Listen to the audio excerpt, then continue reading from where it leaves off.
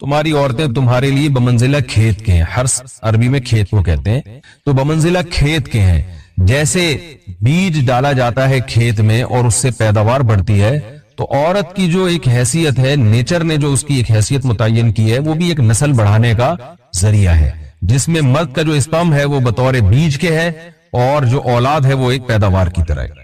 تو اللہ نے یہ یاد رکھیں، اس آیت کو بہت سارے غیر مسلموں نے عورت کے خلاف بہت نیگیٹیویٹی پھیلائی ہے کہ دیکھو اسلام عورت کی توہین کرتا ہے، اس کو کھیتی سے تعبیر کرتا ہے.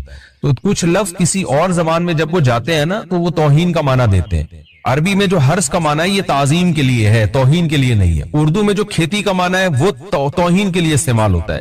کھیتی یعنی جو پاؤں میں روندی ڈالنے والی، اور زمین جو ہے نا پاؤں میں گویا روندی اس کو روندا جا رہا ہے. تو اس لیے اس کا اردو میں بالکل اسی طرح جو لوگ ترجمہ کر دیتے ہیں کہ عورتیں تمہاری کھیتیاں ہیں، تو یہ ترجمہ میرا خیال ہے اس لیے درست نہیں ہے کہ اردو میں اس کا مفہوم ہی چینج ہو جاتا ہے. یعنی گویا ایک عزت کے لیے جو لفظ اللہ نے استعمال کیا وہ ذلت کا ذریعہ بن جاتا ہے. تو اس لیے کسی بھی زبان میں جب ہم کسی بھی لفظ کا ترجمہ کرتے ہیں تو اس زبان کے ہمیں محاوروں کو دیکھنا چاہیے کہ اس زبان میں یہ لفظ کس معنی میں استعمال ہو رہا ہے. مثال کے طور پر ہو سکتا ہے کتا کا لفظ کسی زبان میں وفاداری کے لیے استعمال ہوتا ہو، کسی کو لوگ ڈاگ کہتے ہو تو اس کا مقصد ہوتا ہے وفادار انسان ہے، لیکن ہمارے ہاں اردو میں گالی ہے وہ، اور آپ بولیں کہ بھئی وہ فلاں قوم ڈاگ کہتی ہے تو ہم کتا کہیں گے. تو آپ جب اس کا ترجمہ اردو میں کریں گے تو کتے سے نہیں کر سکتے. تو اسی طرح یہ عربی کا جو لفظ ہے اس میں بھی یہ چیز غور یعنی ملحوظ رہنی چاہیے. تو اس لیے اس کا ترجمہ کیا جائے گا تمہاری عورتیں تمہارے لیے پیداوار بڑھانے کا ذریعہ ہیں، نسل بڑھانے کا ذریعہ ہیں. فاتو حرثکم، تم اپنے اس نسل بڑھانے کے ذریعے کے پاس آؤ، انا شئتم جیسے چاہو، وقدموا لانفسکم، اور اپنے نفسوں کے لیے آگے بھیجو. یعنی اولاد کی نیت سے آیا کرو زوجہ کے پاس اور آخرت کے لیے انتظام کرو، یعنی اولاد پیدا کر کے جو تاکہ دنیا اور آخرت میں تمہارے لیے فیوچر میں تمہارے لیے کام آئے. دنیا بھی داخل ہے، آخرت بھی داخل ہے. تو یہ آیت کا بھی ایک شان نزول ہے کہ صحابہ کرام تو چونکہ جو خواتین تھیں مکہ میں صدیوں سے وہ لوگ آباد تھے، ان کے سفر خاص طور پہ عورتوں کے سفر بہت ہی کم ہوا کرتے تھے. تو جب ہجرت ہوئی ہے اور جو ہے نا ہجرت کر کے بہت ساری صحابیات مدینہ آئی ہیں، تو مدینہ میں ان کے نکاح دوسری قوموں میں ہوئے، پھر انصار صحابہ سے بھی ہوئے. تو چونکہ تقویٰ تھا ان خواتین میں، للہیت تھی، تو بعض جگہ ایسے واقعات ہوئے کہ میاں بیوی کے جو آپس کا ریلیشن ہوتا ہے، ظاہر ہے وہ ہر قوم میں اور ہر جو ہے نا شخص کا مزاج دوسرے سے مختلف ہوتا ہے. تو بعض مردوں نے اس طرح سے اپنی زوجات کے ساتھ ہم بستری کی کہ ان خواتین کو پھر اشکال ہوا کہ پتہ نہیں اس طرح سے ہم بستری کرنا جائز بھی ہے یا نہیں ہے. تو انہوں نے نبی صلی اللہ علیہ وسلم سے یہ مسئلہ پوچھا کہ یا رسول اللہ، ہمارے شوہر ہمارے پاس اس طرح سے آتے ہیں تو کیا یہ جائز ہے یا نہیں. تو ان کے سوال کو بھی مبہم رکھا گیا اور قرآن نے اس کے جواب کو بھی کنایتاً بیان کیا، کیونکہ مسئلہ بظاہر حیا کے خلاف ہے.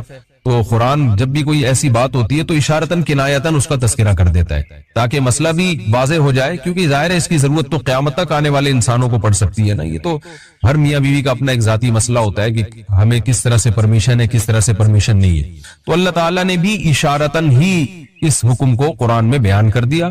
قرآن میں اس لیے بیان کیا کہ تاکہ اس میں کوئی اجتہادی اختلاف کی گنجائش نہ رہے.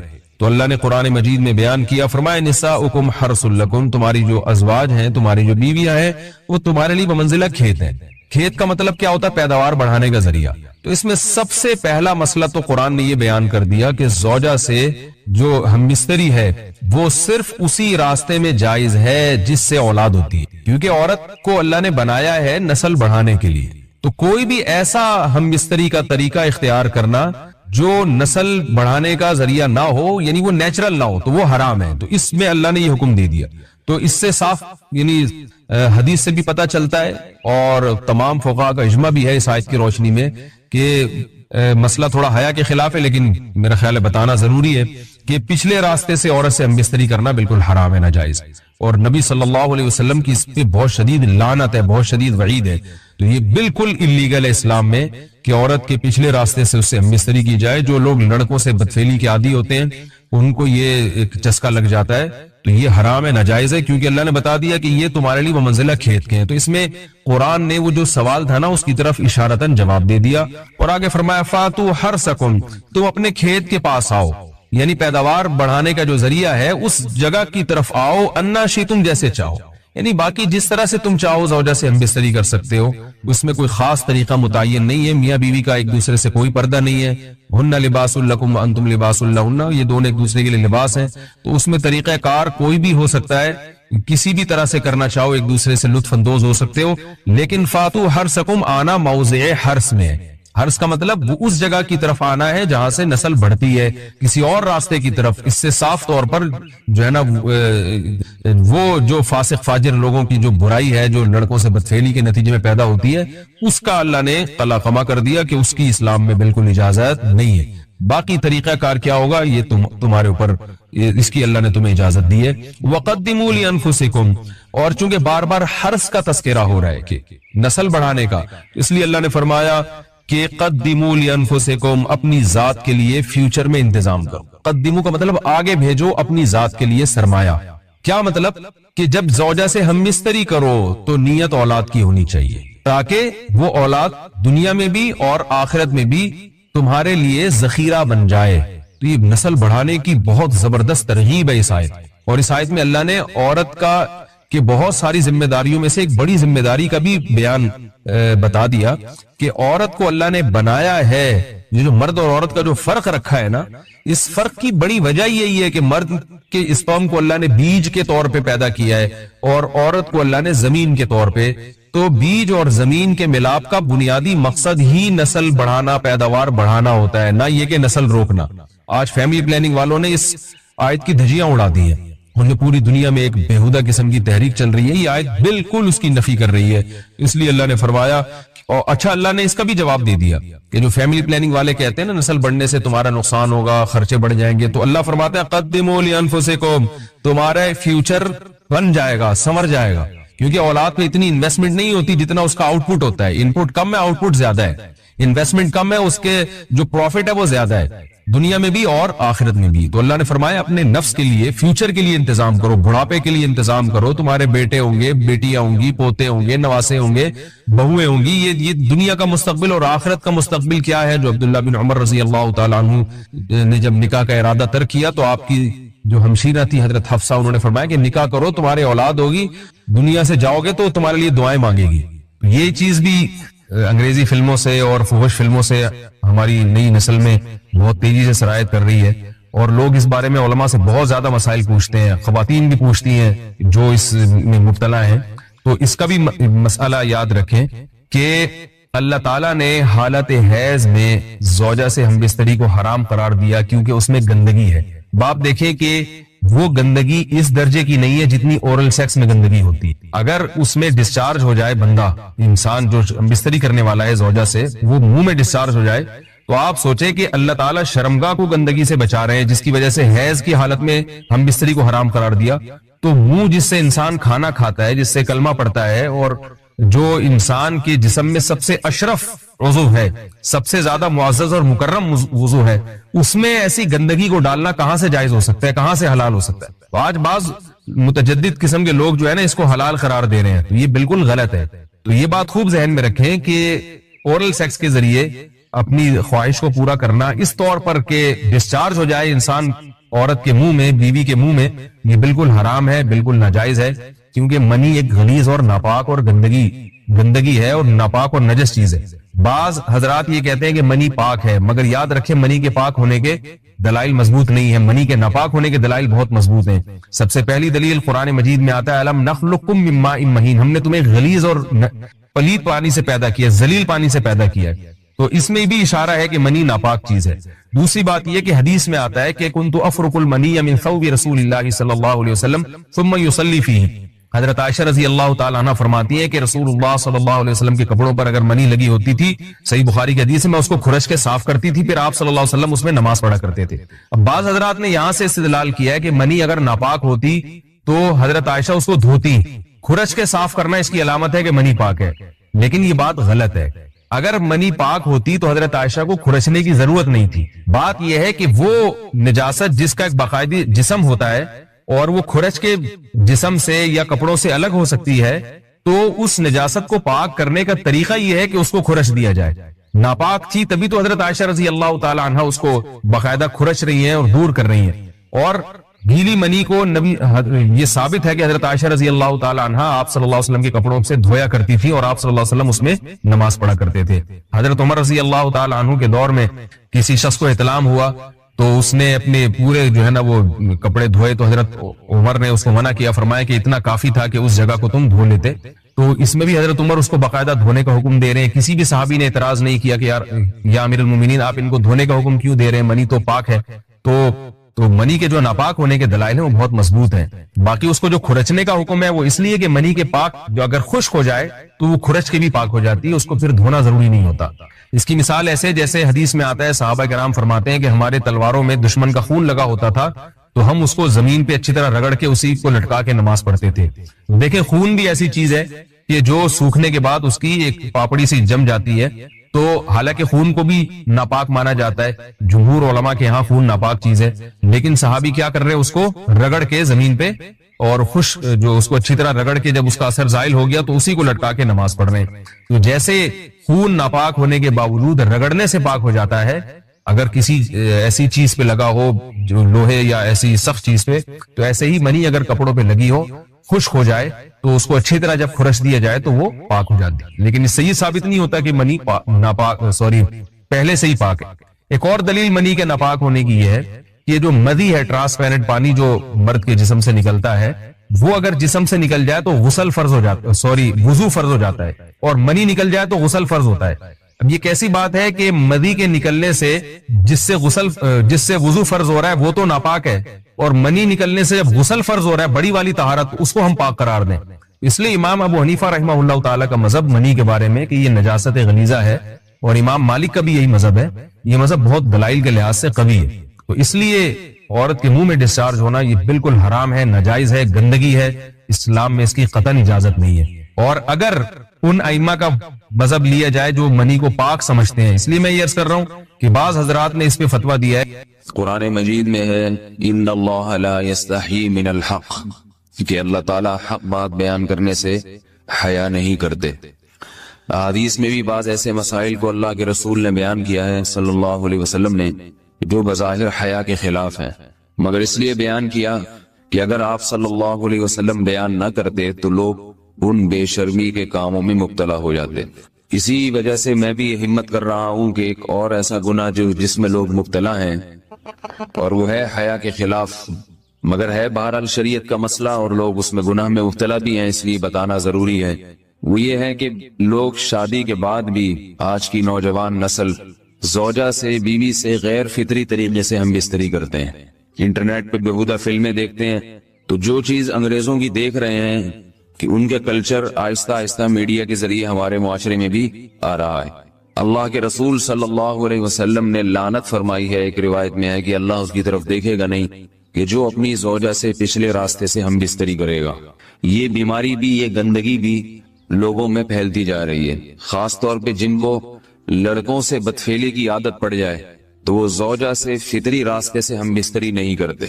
اللہ نے فرمایا کہ نساؤکم حرث لکم, یہ تمہاری زوجات ہیں, بیویاں ہیں, یہ نسل بڑھانے کے لیے ہیں. تو اسی راستے میں انسان اپنی خواہش کو پوری کر سکتا ہے جس راستے سے نسل بڑھتی ہے. اس کے علاوہ کسی اور راستے سے اپنی خواہش کو پورا کرنا یہ حرام ہے, گناہ کبیرہ ہے, گندگی ہے. ہمارے پاس کیسز آتے ہیں, ایک پاک دامن لڑکی کی شادی ہوتی ہے, لڑکا بھی بظاہر بڑا نیک, لیکن کیا ہے لڑکا چونکہ ٹھرکی ہوتا ہے, شہوت کا درندہ ہوتا ہے, تو وہ یہ نہیں دیکھتا کہ میں اپنی بری خواہش مٹانے کے لیے میں اپنی زوجہ کو غیر فطری طریقے پر مجبور کیسے کر سکتا ہوں. تو مجبور کرتا ہے پھر اپنی بیوی. اس میں جو عورتیں زیادہ پاک دامن نہیں ہو, نیک نہ ہو, یا ان کو یہ ڈر ہو کہ طلاق ہو گئی تو ہم کہاں جائیں گے, وہ پھر اپنے شوہر کے ساتھ اسی غیر فطری طریقے پر آمادہ ہو جاتی ہیں. اور اس کا عذاب اور اس کا وبال یہ ہوتا ہے کہ کچھ دنوں میں ان کو بھی اسی کی لت پڑ جاتی ہے.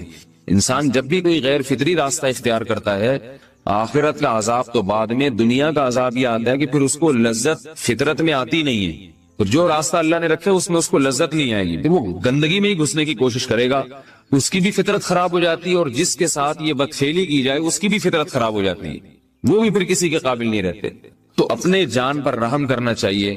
ہم انسان ہیں، ہم درندے نہیں ہیں، ہم گھوڑے نہیں ہیں، ہم گدھے نہیں ہیں، ہم جانور نہیں ہیں، ہم انگریز نہیں ہیں۔ انگریز نے تو حیا اور شرم کی تمام حدود کو توڑ دیا ہے، وہ تو درندے بن چکے ہیں۔ ہم تو درندے نہیں ہیں، ہم تو حلال کھاتے ہیں، پاک صاف رہنے کی کوشش کرتے ہیں، تو ہم ان کی جو کلچر دیکھ کے ہم ویسے درندے بننے کی کوشش کیوں کریں؟ تو یہ بہت بڑا وبال ہے، بہت بڑی برائی ہے جو ہمارے معاشرے میں آہستہ آہستہ جڑ پکڑتی جا رہی ہے، اور اس سے بیماریاں بھی پھیلتی ہیں۔ غیر فطری طریقہ ہے، بیماریاں بھی پھیلتی۔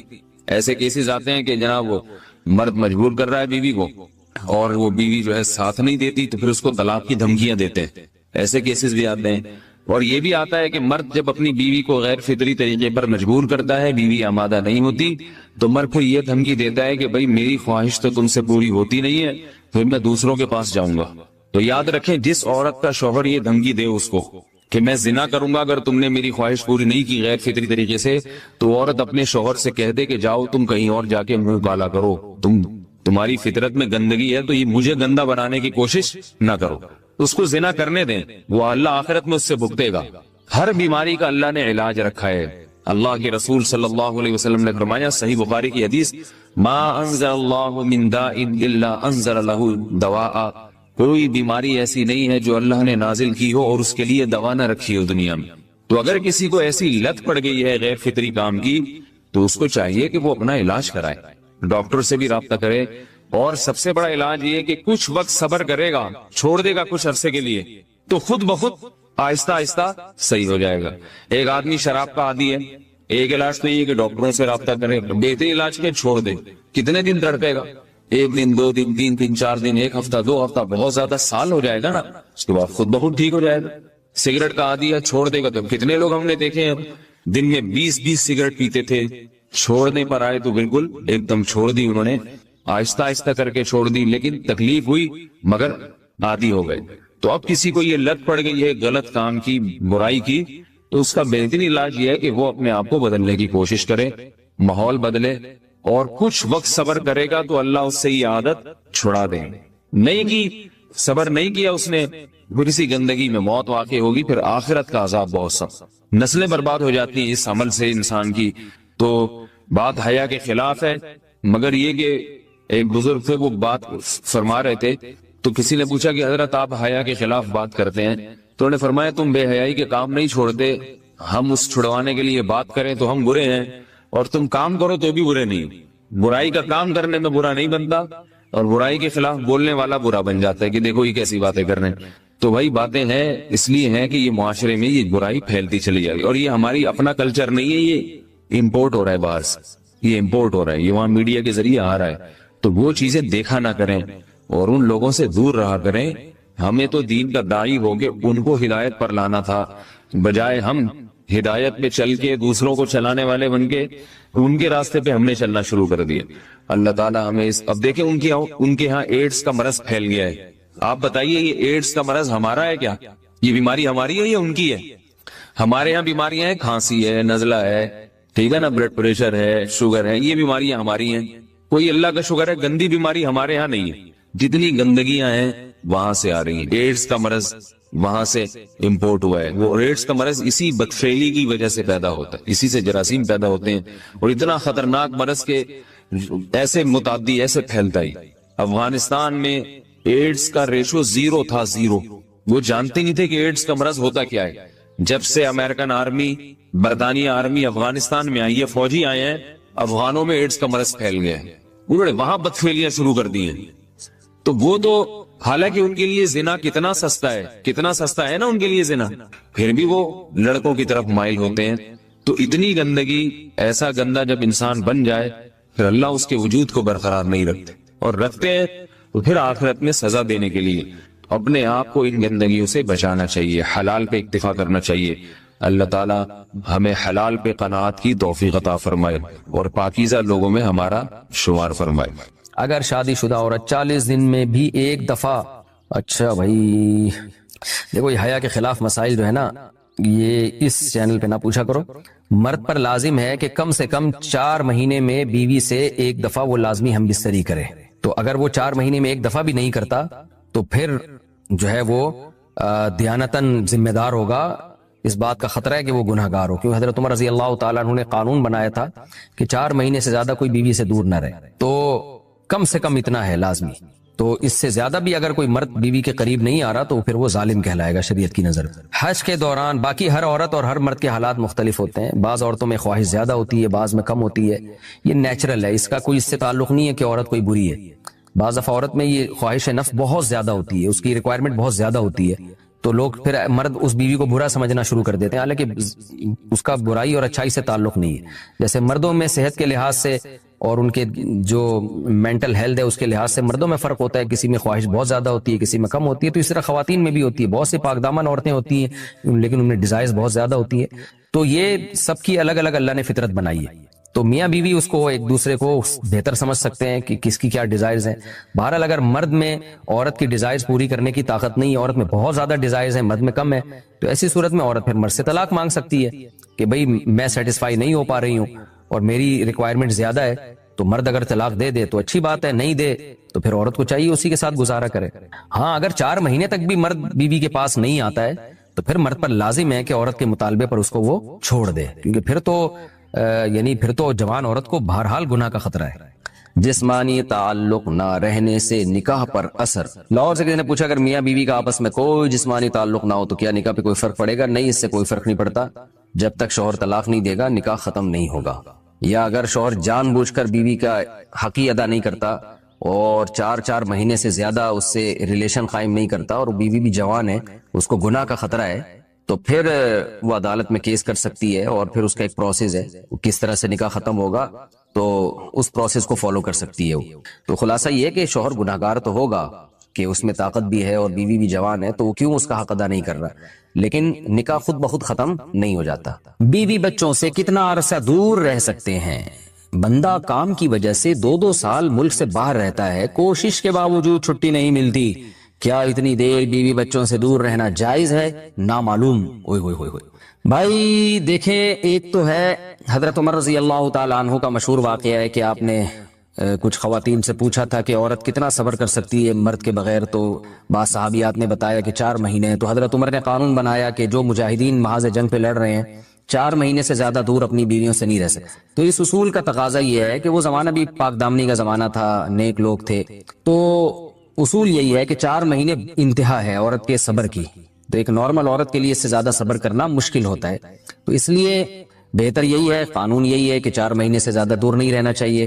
اور قرآن نے بھی یہ حکم دیا ہے کہ اگر کوئی قسم اٹھا لے کہ بیوی کے پاس نہیں جائے گا، قسم اٹھا لے، ایسا ہی نہیں بلکہ قسم اٹھا کے، تو پھر 4 مہینے میں طلاق واقع ہو جاتی ہے۔ بعض فقہا کے نزدیک عورت کو طلاق کا اختیار ہو جاتا ہے عدالت کے ذریعے، بعض کے نزدیک ہو جاتی ہے طلاق۔ تو اس سے بھی پتہ چلتا ہے، قرآن سے بھی اشارہ ملتا ہے کہ 4 مہینے جو ہے یہ ایک انتہائی مدت ہے ایک نارمل عورت کے لیے۔ تو اس زمانے میں تو اس کی اہمیت اور زیادہ بڑھ گئی ہے، وجہ اس کی ہے کہ بے حیائی، موبائل، انٹرنیٹ پر بیہودہ چیزیں، یہ سب چیزیں انسان کی شہوت کو بڑھاتی ہیں، مرد کی بھی اور عورت کی بھی۔ تو اس لیے بھائی میں تو آپ کو مشورہ نہیں دے سکتا کہ آپ 2 سال بیوی سے دور رہیں، میں بدگمان نہیں ہو رہا، بہت سے لوگ 4 سال دور رہتے ہیں، ان کی بیویاں بھی پاک دامنی کے ساتھ زندگی گزارتی ہیں، خود بھی بڑے نیک شریف بن کے زندگی گزارتے ہیں، بہت سے ایسے لوگ الحمدللہ ہمارے معاشرے میں ہیں، لیکن بہرحال اس کلچر کو، اس رواج کو فروغ نہیں دیا جا سکتا، اس کو اپریشیٹ نہیں کیا جا سکتا، شریعت کے لحاظ سے بھی، عقل کے لحاظ سے بھی۔ 2 سال تک مرد کے لیے صبر کرنا کتنا مشکل کام ہے، وہ کھا بھی رہا ہے انڈے پراٹھے اور جناب کھانا پینا اسی سٹائل میں چل رہا ہے، یا تو روزے رکھ کے اپنے آپ کو آدھا کر دیا اس نے۔ تو سوال عورت کے ساتھ مرد کا بھی تو ہے نا، مرد نے تو قوت اور شہوت اللہ نے اور بھی زیادہ رکھی ہے، تو وہ کیسے صبر کرے گا؟ مرد کی جو قوت برداشت ہے وہ فقہا نے اور اطباء نے بیان کی 1 مہینہ ہے، تو 2 سال تک بیوی سے دور ہیں۔ میں پھر بھی بتا دوں، میں بدگمان نہیں ہو رہا کہ جو دور ہیں آپ ان کے بارے میں برا سوچنا شروع کر دیں، لیکن بہرحال یہ اپنے آپ کو فتنوں میں ڈالنے کے مترادف ہے، اس لیے ایسی جاب نہ کریں، 2 سال تک بیوی سے دور ہیں، یا تو بیوی کو ساتھ لے کر جائیں یا بیوی کے ساتھ ہی رہیں، کہیں ادھر ہی کم پیسوں میں انسان گزارا کر لے بیوی بچوں کے ساتھ، یہ زیادہ اچھا ہے، زیادہ پیسوں کی لالچ میں بیوی بچوں سے دور رہنا۔ باقی بیوی آپ کی راضی ہے اس جاب پہ یا آپ کے پاس کوئی آلٹرنیٹ ہے ہی نہیں، آپ جاب چھوڑ کے آئیں گے تو آپ کو لالے پڑ جائیں گے کھانے پینے کے، تو ایک مجبوری ہے، مجبوری کے حکام الگ ہوتے ہیں، لیکن نارملی اس کی بہرحال ترغیب نہیں دی جا سکتی۔ دیکھیں قرآن مجید میں اللہ نے ارشاد فرمایا نا، یوم یفر المرء من اخیہ و امہ و ابیہ و صاحبتہ و بنیہ، قیامت کے دن کی ہولناکیوں کو اللہ نے بیان کیا کہ انسان اپنے باپ سے دور بھاگے گا، بیٹے سے دور بھاگے گا، بھائی سے دور بھاگے گا۔ جہاں بیوی کا تذکرہ آیا تو یہ نہیں کہا کہ بیوی سے دور بھاگے گا، بلکہ فرمایا اس سے دور بھاگے گا جو اس کے ساتھ رہا کرتی تھی، یعنی صاحب کہتے ہیں ساتھ رہنے والے کو، صاحبہ سے دور بھاگے گا۔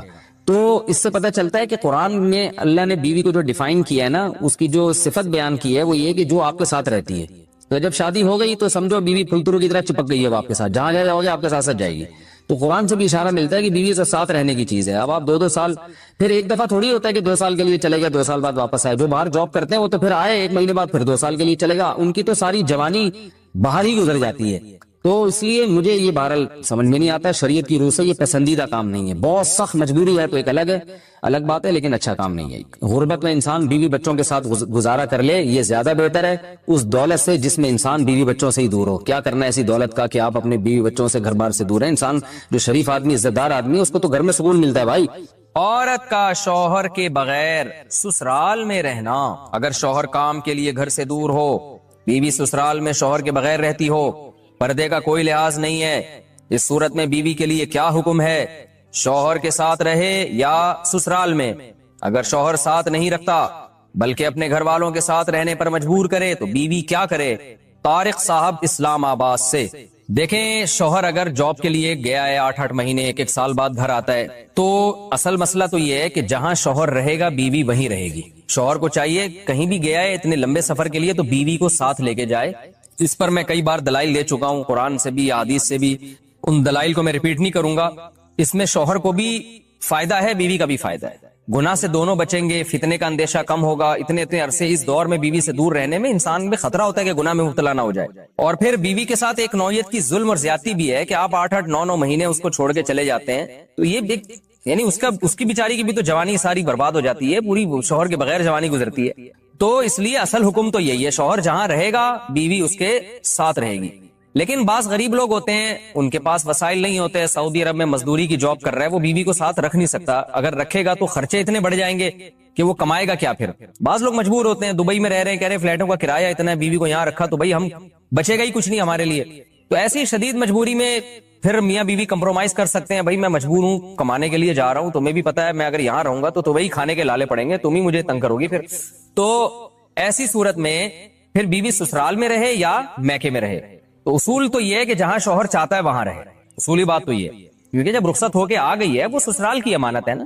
ہر آدمی چاہتا ہے کہ بھئی میری بیوی میرے والدین کے ساتھ رہے، یہی ہمارا کلچر ہے، اور شریعت میں اس کے ناجائز ہونے کی کوئی دلیل بھی نہیں ہے، اور میاں بیوی کے بہت سے معاملات عرف متعین کرتا ہے۔ تو ہمارے عرف میں یہی ہوتا ہے کہ بیوی پھر سسرال میں رہتی ہے، رخصت ہو کے آ گئی ہے وہ، تو اس میں اصل حکم تو یہی ہے کہ شوہر جہاں چاہ رہا ہے وہاں رہے۔ اگر شوہر چاہ رہا ہے کہ میرے ماں باپ کے ساتھ رہو تو پھر عورت کو جائز چیزوں میں شوہر کی اطاعت اس پر لازم ہے، اس کو چاہیے کہ وہ شوہر کے وہاں رہے جہاں اس کے ماں باپ ہیں۔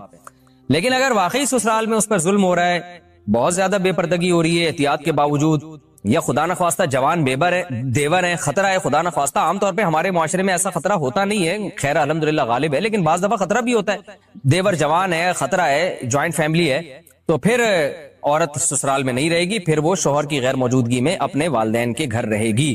پھر ایسی صورت میں شوہر کو بھی چاہیے کہ وہ بیوی کو فورس نہ کرے، اپنے دیوروں کے ساتھ رہنے پر مجبور نہ کرے، اس میں فتنے کا اندیشہ بہت زیادہ ہے۔ نبی صلی اللہ علیہ وسلم نے فرمایا الحم وہ موت، یعنی موت کی طرح دیور کو قرار دیا گیا ہے احتیاط کے معاملے میں۔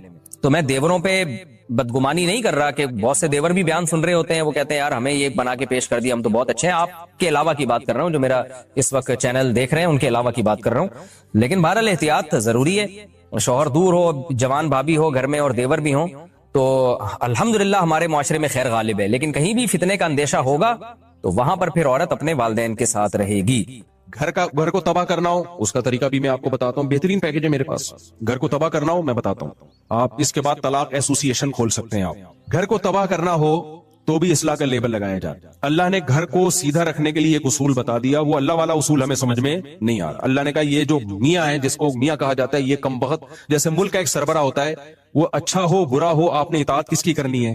سربراہ۔ اب ہم لال بتی پہ سگنل توڑ دیں، بولیں کہ ہمارے صدر مملکت چونکہ سرداری ہیں اور کسی کو وزیر اعظم شہباز شریف سے بھی اختلاف ہو سکتا ہے، تو یہ دونوں ہمارے حکمران ہیں، میں ان کے قانون کو مانتا ہی نہیں، لہٰذا میں ریاست کو مانتا ہی نہیں، میں لال بتی توڑتا ہوا جاؤں گا۔ تو یہ लॉजिक की बात होगी? भाई रियासत अच्छी हो बुरी हो, आपने इंतजामी चीजों में हुकूमती लॉ को फॉलो करना है आपने। तो घर भी एक इस्लाम कहता है कि स्टेट है, एक रियासत है। मियाँ कभी अच्छे होते हैं, कभी मियाँ बुरे होते हैं, लेकिन सरबराह रहता है वो कमबख्त। औरत ये कह के अपने शौहर की इताअत से जान नहीं छुड़ा सकती कि मेरा मियाँ अच्छा नहीं है। चलेगी भाई घर में किसकी? मियाँ की। अब खवातीन को इस्लाह के नाम पे फसाद में डाला जाता है। नहीं, ये क्या लगता है तुम्हारा, जितने इसके हुकूक हैं उतने ही तुम्हारे हुकूक हैं। बहुत सारी चीजों में रुकावट है, बहुत सारी। मैं एक एक नाम लूंगा ना तो बहुत लंबी चौड़ी फहरिस्त है इसकी। बास केस हमारे पास आते हैं, बेगम साहिबा ने शौहर को 10 साल हो गए करीब ही नहीं आने दी। भाई करीब ही नहीं आने दिया उसको, क्योंकि कोई फिजिकल प्रॉब्लम है बेगम में, उसको ख्वाहिश ही नहीं है। तो वो मियाँ घूम रहा है, वो जिना भी नहीं करता। बेगम ने कहा दूसरी शादी कर लो, मेरे पास पैसे ही नहीं है ना मुझे कोई रिश्ता देगा, ना मेरे पास घर का इंतजाम है। तो अब बताओ सोसाइटी में फसाद, घर में फसाद होगा कि नहीं होगा? फिर वो गुस्से में आके बेगम को थप्पड़ मारता है, तो बच्चे बड़े हो गए हैं, वो देख रहे हैं मेरा बाप मेरी माँ को बोलो मारता है। फसाद बेगम मिचा रही है, बदनाम कौन हो रहा है? बदनाम मियाँ हो रहा है। वो कह रहा है भाई मैं जिना की तरफ जा रहा हूँ। अगर औरत थोड़ी कुर्बानी दे दे, जो शरीयत ने हुक्म दिया, नबी सल्लल्लाहु अलैहि वसल्लम ने फरमाया जब मर्द बीवी की तरफ आना चाहे तो हदीस का मफहूम है बीवी के पास उसको रोकने का राइट बोलो नहीं है। बीमारी हो तो एक अलग बात है। तो ऐसा फसाद घर में, बेटे बाप के बागी हो गए, बच्चियां बाप की बागी हो गई। वो बेचारा सारी जिंदगी कमा कमा के खिलाया, घर बनाया, गैस बिजली का बिल दिया, शेल्टर दिया, और आखिर में जलील भी खुद ही हो गया। यही मामला उल्टा भी होता है, उल्टा भी मामला होता है। अल्लाह ने मर्द के जिम्मे लगाया, बेसिक नान नफका कौन देगा औरत का? बोलो मर्द देगा। घर में बात करेगा, तमीज से बात करेगा। बाज लोग घर में जब आते हैं तो ऐसे जैसे चंगेज खान ने बगदाद पे हमला कर दिया। बेसिक नान नफका नहीं उठा रहे, बेगम का जेवर बेच के बोलो खा गए।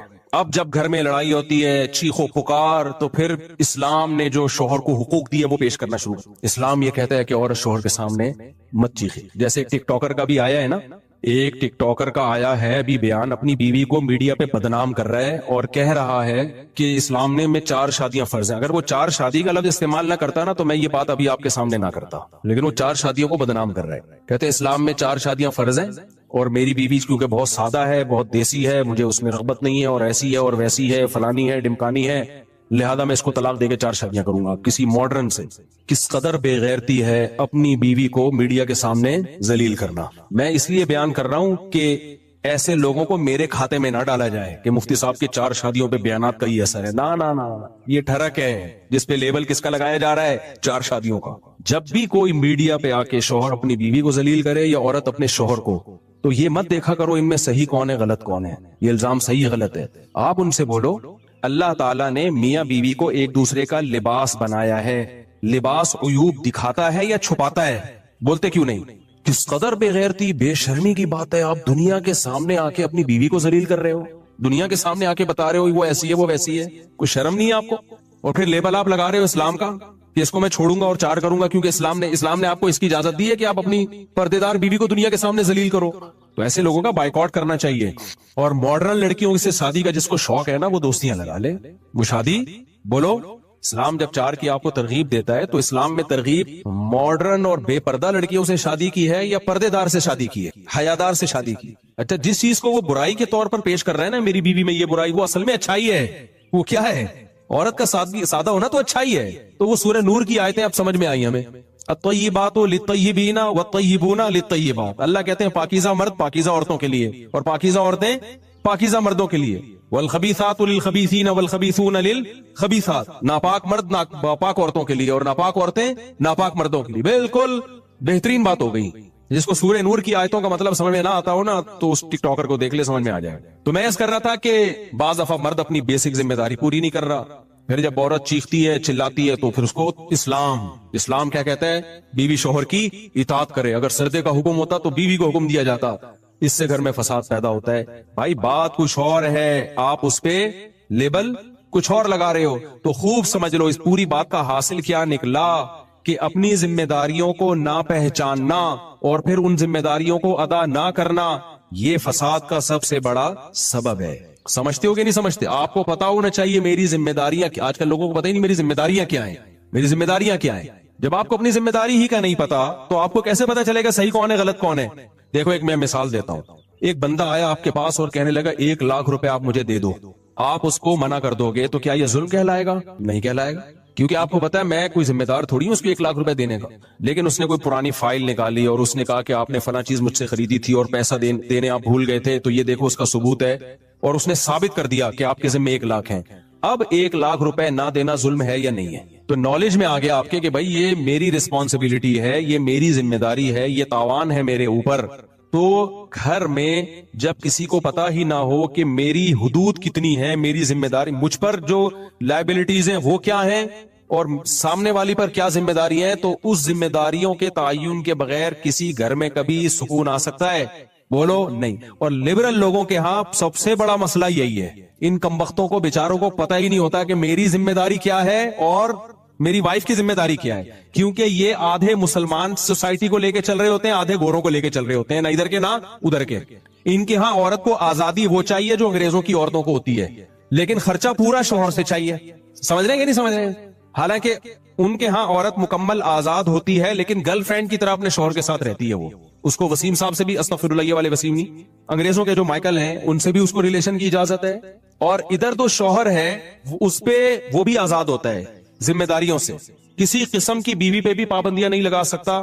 تو اتنا آزاد ہے کہ وہ بیوی پہ پابندی نہیں لگا سکتا, لیکن بیوی اس کی رسپانسبلٹی بھی نہیں ہوتی. سمجھ رہے ہو؟ اس کے ذمہ نہیں ہے بیگم کو اپنے خرچے پہ چائے بھی پلائے ہو, بیمار ہو جائے تو اس کا علاج کرے, یہ اس کے ذمہ نہیں ہے. تو ہمارا جو سیکولر لبرل طبقہ ہے اس میں عورت کو آزادی چاہیے انگریز عورتوں والی, خرچہ چاہیے مسلمانوں والا, اسلام والا شوہر سے.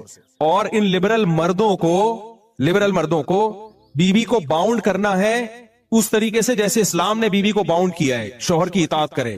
لیکن بیوی کے حقوق سے آزاد ایسے ہونا ہے جیسے انگریز آزاد ہے. بنے کیوں کر جو ہو سب کار الٹا, ہم الٹے یار الٹا بات الٹی, ہم الٹے بات الٹی یار الٹا.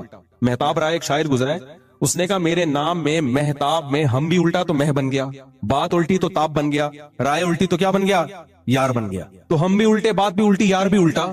ہمارا نام میں تو ہر چیز ہی الٹی ہے, تو بنے کیوں کر جو ہو سب کام الٹا. نہیں آئی میرا خیال ہے بات, رنگی کو نارنگی کہیں تو مال کو کھویا, چلتی کو گاڑی کہیں, آگے شاعر کا نام میں بھول گیا, دیکھ کے شاعر رویا, شاعری لگا دیتا ہوں.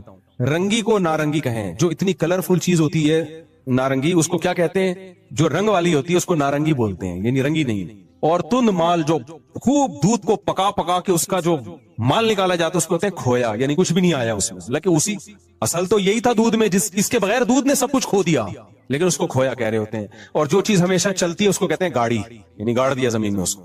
تو کہتے ہیں جب شاعر نے یہ سب کچھ دیکھا تو رویا کہ یار یہ مارکیٹ میں ہو کیا. 2-4 دن پہلے ایک صاحب نے مجھے کہا کہ میرا بیٹا وراثت مانگ رہا ہے. میں نے کہا کس بات کی, آپ تو زندہ ہیں, آپ کا ہے سب کچھ. کہہ رہے نہیں بیٹا بھی بیوی بھی پیچھے پڑے ہوئے ہیں, ہمیں ہمارا حصہ دو. آپ کو پتہ ہے میں الٹے مشورے دینے میں ماہر آدمی ہوں, مجھ سے مشورہ لینے سے پہلے سوچا کرو. حقیقت بتا رہا ہوں, کسی کی بیوی بھاگ گئی, واپس لانے کا کبھی بھی میں نے مشورہ نہیں دیا اس کو. لوگ کہتے ہیں یوں کرو شاید واپس آ جائے, یوں کرو. میں کہتا ہوں اتنا ٹائم نہیں ہے, دنیا بہت تھوڑی ہے, اتنا ٹائم نہیں کہ اس کو منانے میں ٹائم ویسٹ کرو بھائی. ہاں آپ کی غلطی ہے پھر مناؤ, معذرت بھی کرو. آپ کی غلطی نہیں ہے, آپ پورے حقوق ادا کر رہے تھے, بھاگ گئی, مٹی پاؤ. اتنا ٹائم نہیں ہے منا کے, تھوڑی ہے یار, زندگی بہت تھوڑی ہے, تجربوں کی بھیٹ تھوڑی چڑھانا ہے اس کو. ایک صاحب کہنے لگے 3 بچے ہیں, بھاگ گئی, بچے بھی لے گئی. میں نے کہا 6 بچے اگلی سے پیدا کر لو, اس کے علاوہ آپ کے پاس کوئی آپشن نہیں ہے. کسی کا باپ بھی ان بچوں کو واپس نہیں لا سکتا, کوئی قانون ہے ہی نہیں ایسا. عدالتوں میں کیس لڑتے لڑتے گنجے ہو جاؤ گے, کخ بھی نہیں ملے گا, اور الٹا سارا خرچہ عدالت آپ کے اوپر ڈال دے گی اور چوڑے میں آ جاؤ گے. کہہ رہے بچوں کو کیسے بھولوں. میں نے کہا جو چیز اختیار میں نہیں ہے, دیکھو ابا مر جاتے ہیں کتنا روتا ہے, میں جب بھی والدین کا میرے تذکرہ آتا ہے مجھے رونا آتا ہے, لیکن کیا میں زندہ کر سکتا ہوں ان کو؟ بھائی ایک حقیقت ہے. اب کیا ہے, صبر کے علاوہ آپ کے پاس کوئی آپشن نہیں ہے. بچہ مر جاتا ہے تو تھوڑے دن رو کے صبر کرنا ہے نا. تو جو چیز اختیار میں نہیں ہے اس پہ رونا فضول حرکت ہے, ٹائم ویسٹنگ ہے. سب کچھ آپ کی مرضی کا دنیا میں نہیں ہوگا. بیوی بھاگے, بہت سے لوگوں کی بیویاں بھاگیں گی بھی, بچے بھی لے کے چاٹ ہو جائیں گی. صبر, اس کے علاوہ آپ کے پاس کوئی آپشن, یا تو آپ محلے کے دادا ہو, محلے کے دادا ہو تو ایک الگ بات ہے, یا دادا بن جاؤ, اگلے الیکشن میں آپ کھڑے ہو جاؤ, وزیر اعظم بنو, بولے لے آ بچے, پھر آئیں گے ٹھیک ہے نا. پولیس میں چلے جاؤ آپ. جب آپ کے پاس اختیار ہی نہیں ہے, آپ کے پاس پولیس ہے تو ان کے پاس بھی ہے. تو آتے ہیں لوگ روتے ہوئے بیچارے, میں ان پہ ترس کھاتا ہوں, اللہ ان کے صبر دے, لیکن ان سے کہتا ہوں بھائی چھوڑو, اب ٹائم ویسٹ نہ کرو یار. اور ویسے بھی جو, اور خاص طور پر جو غربت کی وجہ سے بھاگی ہے نا, وہ تو اس قابل نہیں ہے کہ اس کو لایا جائے. بیوی میں اور طوائف میں فرق یہ ہوتا ہے کہ طوائفہ پہ پیسے خرچ کرو تو خوش رہتی ہے, بیوی پیسے خرچ کرو تو بھی خوش, اور اگر آپ غریب ہو گئے تو بھی غم میں آپ کا ساتھ. اس کو شریک حیات اس لیے تو کہتے ہیں, زندگی کی ساتھی ہے, خوشی غم میں آپ کا ساتھ دے گی. یہ کیا بات ہے کہ جب پیسہ تھا تو تھی, اب پیسے ختم ہو گئے تو اب بھاگ گئی. جاؤ لعنت بھیجو یار ایسی بے وفا. اور مرد تو مرد ہے, مردانگی ہونی چاہیے اس میں. مرد کی کوالٹی یہ ہے کہ کوئی اس سے محبت کرے تو 10 گنا زیادہ محبت کرے, لیکن وہاں سے پہل ہونی چاہیے. پہل کہاں سے ہو, بولو نا, ادھر سے ہو. ادھر سے پہل نہیں ہے, جاؤ, ہم آدمی ہیں, ہم تمہارے محتاج تھوڑی ہیں. اللہ تعالیٰ کا جو اصول ہے نا کہ اللہ کہتے ہیں پہلے تم محبت کرو پھر میں محبت کروں گا. تم ایک بالش آؤ گے تو میں چل کر آؤں گا, تم چل کر آؤ گے تو میں دوڑ کر آؤں گا. آنا پہل تم نے کرنی ہے, میں نہیں گھسیٹ کے لاؤں گا تمہیں, کیونکہ وہ غیرت والا ہے. کیا کہ تم میرے محتاج ہو, میں تھوڑی ہوں. تو ہم الٹے الٹے مشورے دینے میں ماہر ہیں. عورتوں کو بھی اسی ٹیڑے ویڑے مشورے دیتا ہوں. عورتیں کہتی ہیں شوہر نان نفقہ نہیں اٹھا رہا, ایک دھیلا نہیں دیتا, محبت کی باتیں بہت کرتا ہے. میں نے کہا لعنت بھیجو ایسی محبت پہ. بھائی کیا کرنا ہے ایسی محبت کا؟ ایک خاتون نے کہا میرا شوہر میرے ساتھ بہت سینسیئر ہے. میں نے کہا شاید روزانہ پیزے کھلاتا ہوگا, کہ نہیں خرچہ ایک پائی نہیں دیتا. وہ باتیں کر کر کے نا اس کو رام کیا ہوا تھا اس نے. بیوقوف عورت تھی بیچاری, ہم سے رابطہ ہو گیا. میں نے کہا ایک نمبر کا بے شرم, یا تو ہو ہی نہیں, وسائل نہیں ہے, بے روزگار ہو گیا, پیسے ہیں کیوں نہیں دے رہا. خام ہمیں الٹی الٹی باتیں نہ اچھی لگتی ہیں, نہ سننے کا میٹر شارٹ ہوتا ہے پھر. تو وہ بیٹا باپ سے کیا مانگ رہا ہے, حصہ, اور بیگم بھی مانگ رہی ہے. بوڑھا ہو گیا نا, چھوڑ لیا اس کو, اب جاب لیس بھی ہو گیا. وہ جو عیاشیاں کرائیں تھی, گاڑیاں بھی, اتنا مالدار آدمی, سب کچھ دے دیا, اب دولت پہ نظر. میں نے کہا پہلی فرصت الٹے مشورے, پہلی فرصت میں اس گھر کو بیچو, ساری دولت لے کے اسلام آباد شفٹ ہو جاؤ. صحیح ہے نا, ساری دولت لے کے. کہہ رہے ہیں یار وہ بیٹا وہ. میں نے کہا ایسے نالائق بیٹے کا کیا کرنا ہے یار, جو بڑھاپے میں باپ کو خوشی دینے کے بجائے, بیٹا تو وہ ہوتا ہے جو کہے ابا یہ بھی آپ کا اور میں جو کماؤں گا وہ بھی آپ کا. ہم نے ایسے نیک اولادیں بھی دیکھی ہیں, جب جاب لگی ہے تو ابا کے ہاتھ میں لا کے تنخواہ پکڑا دی ہے کہ ابا یہ آپ کی وجہ سے, آپ نے پڑھایا, آپ نے ہم پہ خرچ کیا, یہ چھت آپ نے دی, میری ماں کو تحفظ آپ نے دیا, جس کی وجہ سے اس نے عزت سے مجھے پالا ہے. مجھے نہیں چاہیے پیسہ, یہ سب کس کا ہے, آپ کا ہے, یہ آپ, ہمارا نہیں ہے. یہ ہمارے شیخ حضرت مفتی رشید احمد صاحب کے والد نے زندگی میں وراثت تقسیم کر دی, اور بہت بڑی وراثت تھی, بہت